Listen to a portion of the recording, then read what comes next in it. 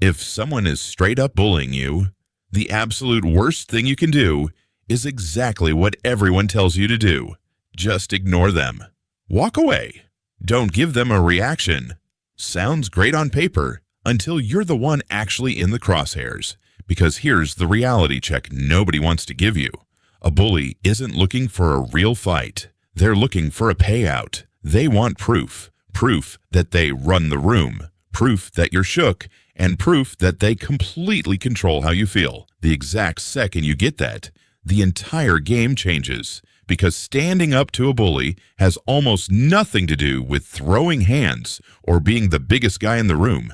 It's 100% a psychological mind game. And by the end of this video, you'll know the 3 mental rules to completely flip the script and take your power back. Every single bully operates off the exact same playbook. It doesn't matter if you're dealing with a high school kid, a toxic boss at work, or some random keyboard warrior online. They aren't actually chasing violence. They're chasing clout and control. Think about it like this. Picture 2 wolves. One growls and the other instantly tucks its tail and runs. What did that first wolf just learn? I call the shots here. Bullies think the exact same way. Every nervous laugh you give, every time you look down at the floor, every unnecessary apology, or every time you try to blend into the wallpaper, you are feeding that monster. But here's the twist. Most bullies aren't actually confident at all. Deep down, they are terrified of looking weak or losing status, which means their entire ego is on life support, and it depends on your confidence collapsing just to stay alive. If you try to start a fire but cut off the oxygen, what happens?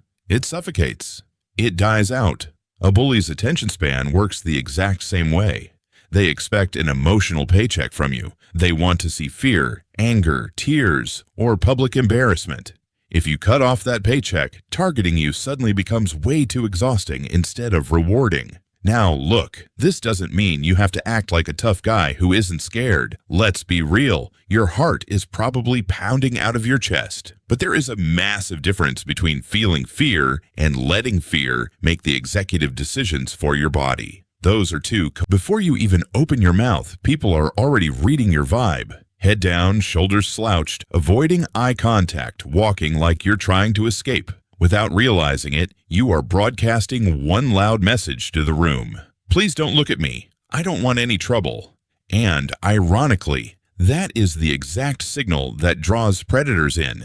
People who are actually secure in themselves don't need to mean mug or act fake aggressive. They just look completely comfortable, exactly where they are. So next time, plant your feet. Slow your breathing down. Look them dead in the eye. Not with an angry stare down, but with pure, calm curiosity. Your face should say, I see exactly what you're trying to pull right now, and it's not working. Psychologically, that instantly throws them off their game. Here's where most people mess up the play. Standing up for yourself doesn't mean starting a brawl. It means drawing a hard line in the sand and removing their reward. Sometimes one completely calm, unbothered sentence changes the entire dynamic. No, that's enough. Back off. No screaming, no throwing insults, no panic in your voice, just pure certainty. Bullies are banking on emotional chaos. When you meet them with ice-cold confidence, their brain short-circuits because they don't know how to process it. Confidence is contagious, but so is fear. The real question is, which vibe are you handing over to them? The exact same psychology it takes to shut down a bully is the same psychology it takes to beat fear, crush self-doubt, and handle almost any roadblock life throws at you, because the biggest, heaviest battles you will ever face are almost never physical. They are fought right between your ears. If you want more deep dives into the hidden mental strategies behind fear, confidence, and human behavior, hit that subscribe button. Stay sharp, and I'll catch you in the next breakdown. At the end of the day, you don't beat a bully by out-crazying them or becoming a violent person. You beat them by refusing to play the mental game they designed in the first place. The strongest people out there aren't fearless. They are just the ones willing to stand their ground and make the right move, while the fear is still sitting right there in their stomach. That is what real courage looks like. Once you click into that mindset, you stop seeing these people as giants. you start seeing them for what they really are, people who are desperate for everyone else to believe they're tough. And the exact second you stop buying into their act, their biggest weapon completely vanishes.